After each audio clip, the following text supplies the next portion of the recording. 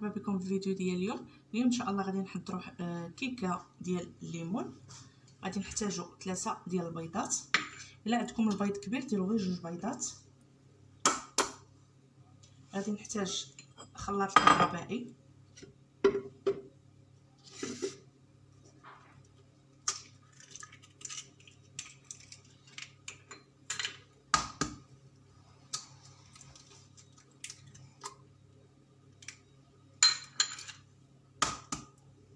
ممكن تستعملوا الباتور.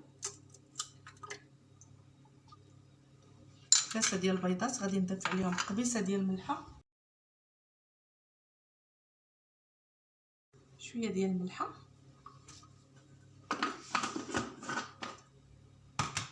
عندنا كاس الا ربع ديال الزيت. صافي غادي نطحنهم مزيان، نخلطهم.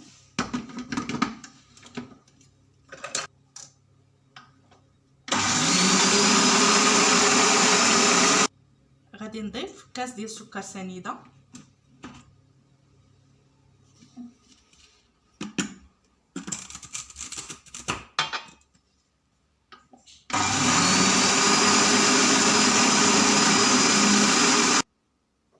غادي نضيف كاس ديال الحليب،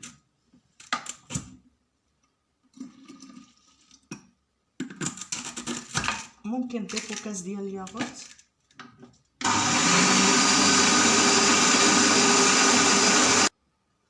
صافي الخليط هو هذا بعد ما طحنته او بعد ما خلطته.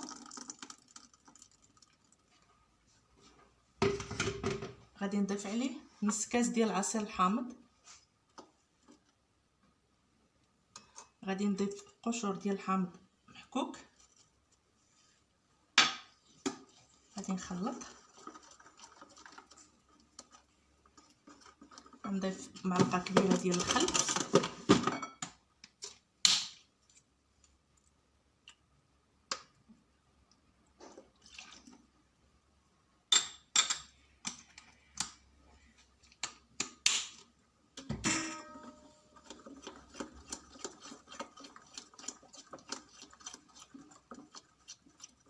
صافي غادي نبدا نضيف الدقيق بالتدريج. عندي هنايا 2 كيسان مغربلين من قبل، وغادي نضيف 2 اكياس ديال خميره الحلويات من فئه 8 غرام،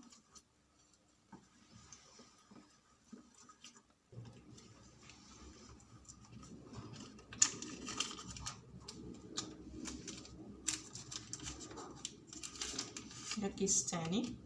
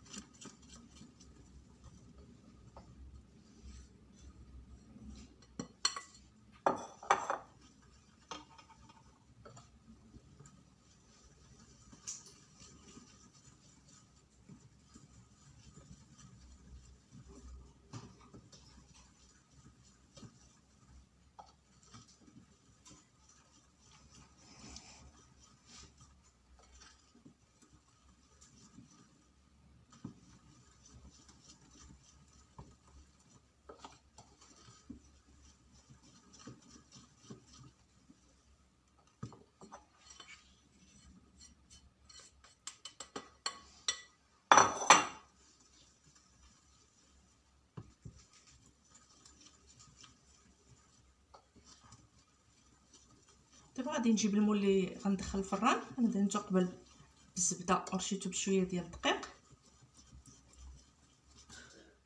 الفران انا عندي كندخل الكيكه الفران بارد، ما تنسخنوش من قبل. صافي هذا هو الخليط.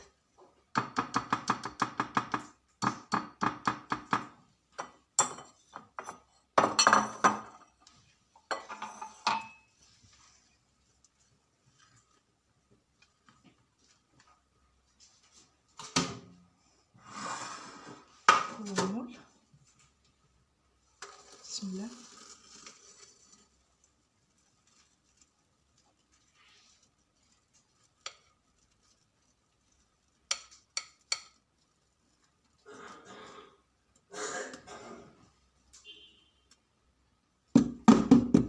صافي دابا غادي ندخلها للفران ومن بعد عاد غادي نحضروا واحد الصوص باش غادي ندهنوها من الفوق.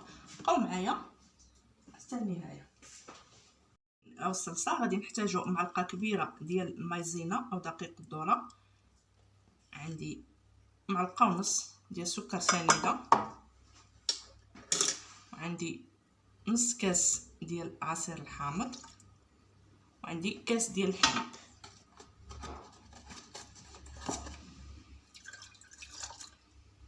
صافي غادي نخلطهم وغادي نردهم على النار حتى يقاد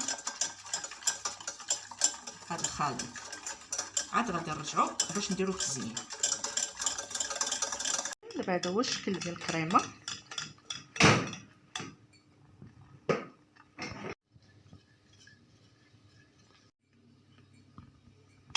نحاولوا نضعوا الكريمه ديالنا هنا من الفوق.